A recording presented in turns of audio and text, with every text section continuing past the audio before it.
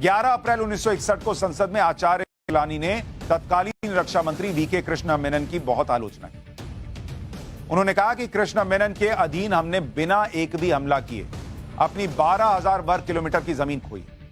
रक्षा मंत्री देश की सुरक्षा से खिलवाड़ करके गरीब और भूखमरी के शिकार इस देश का पैसा बर्बाद कर रहे हैं।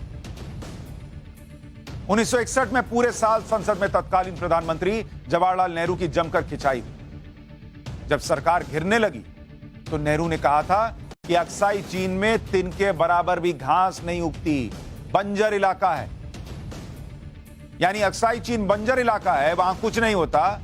चला गया तो क्या हुआ, यह देश प्रधानमंत्री नेहरू कह रहे। नेहरू के इस जवाब पर सांसद महावीर त्यागी ने अपना गंजा सिर दिखाते हुए कहा था कि यहां भी कुछ नहीं उगता, तो क्या इसे कटवा दूं या फिर किसी और को दे दूं। 1962 आते आते बॉर्डर पर हालात और बिगड़ने लगे। जुलाई 1962 में लद्दाख की गलवान घाटी में भारत और चीन के सैनिकों के बीच झड़प हुई। इसके बाद सितंबर 1962 में अरुणाचल प्रदेश के तवांग में भारत और चीन के बीच टकराव हुआ। अलग अलग जगहों पर इन टकराव के बीच चीन ने 19 और 20 अक्टूबर को अचानक पूर्वी और पश्चिमी दोनों मोर्चों पर हमला बोल दिया। मशीन गन और भारी मोर्टार के साथ बड़ी संख्या में चाइनीज सैनिक अटैक करने लगे। लेकिन बॉर्डर पर भारत की स्थिति यह थी कि वो युद्ध के लिए बिल्कुल तैयार नहीं था। और प्रधानमंत्री संसद को, देश को भरोसा दिला रहे थे कुछ वक्त पहले तक, चिंता न कीजिए, बेस्ट पोजीशन में हम।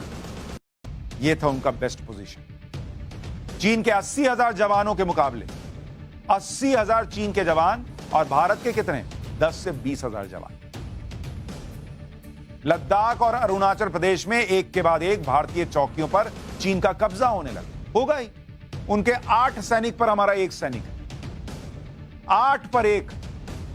चीन के सैनिक 10 साल से तैयारी कर रहे थे, जबकि भारतीय सेना लड़ाई के लिए तैयारी नहीं थी। हमारे यहां की सरकारें लफाजी कर रही थी। चीन के सैनिकों को तिब्बत के रास्ते रसद और सैन्य आपूर्ति मिल रही थी, जबकि भारतीय सेना के पास आधुनिक हथियार नहीं थे, संसाधन नहीं थे, रसद पहुंचाने की व्यवस्था नहीं।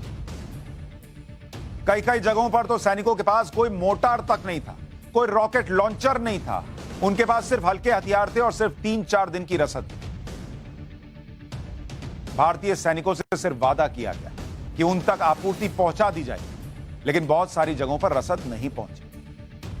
भारतीय सैनिक तो बहुत वीरता से लड़े, लेकिन उस वक्त के राजनीतिक नेतृत्व ने निराश किया, जिससे 1962 के युद्ध में हमारी हार हुई।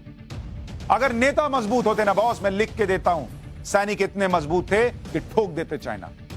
हथियार होता, रसद होती, प्रिपरेशन होता, प्लानिंग होती, बैकिंग होती, हमारे सैनिक उस वक्त ठोक देते चाइना।